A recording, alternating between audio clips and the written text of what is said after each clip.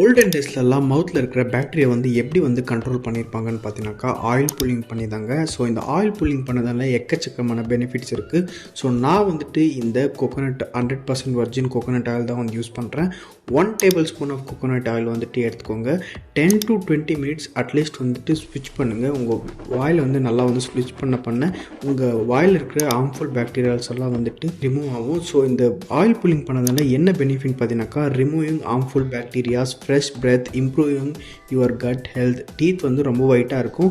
So எப்போவே oil pulling பண்ணும்போது empty ஸ்டமக்கில் வந்து பண்ணுங்கள். ஸோ அப்போ தான் வந்துட்டு பயங்கரமாக ரிசல்ட்ஸ் இருக்கும். வார்னிங் என்னென்னு பார்த்தீங்கன்னாக்கா தயவு செஞ்சு இந்த ஆயில் புல்லிங் பண்ணிவிட்டு ஸ்வாலோ பண்ணாதீங்க. அதாவது இந்த ஆயில் வந்துட்டு முழுங்காதீங்க. ஏன்னா இதில் வந்து நிறைய ஹார்ம்ஃபுல் பேக்டீரியாஸ் வந்து இருக்குது. இது வந்து உங்கள் வயிற்றுக்குள்ளே போச்சுன்னா நிறைய வந்துட்டு ப்ராப்ளம் வந்து க்ரியேட் ஆகும். ஸோ அதனால தயவு செஞ்சு அதை வந்து கீழே வந்து துப்பிடுங்க. ஸோ இந்த ஆயில் புல்லிங் பண்ணிட்டு பிறகு ரெகுலராக நீங்கள் வந்து எப்படி வந்து ப்ரஷ் பண்ணுவீங்களோ ஸோ அந்த மாதிரி வந்து தாராளமாக வந்து ப்ரஷ் பண்ணிக்கலாம். ஸோ ஓவரால் வந்துட்டு இந்த மாதிரி டெய்லி பண்ணுறதுனால உங்களோட ஓரல் ஹெல்த் வந்து பயங்கர ஹெல்த்தியாக இருக்கும். ஸோ அப்புறமா உங்கள் மவுத்லேருந்து எந்த வித பேட் ஸ்மெல்லும் வராது. ஸோ இந்த மாதிரி மேலும் டிப்ஸ்க்கு சந்தீப் ஃபிட் சேனலை சப்ஸ்கிரைப் பண்ணிக்கோங்க.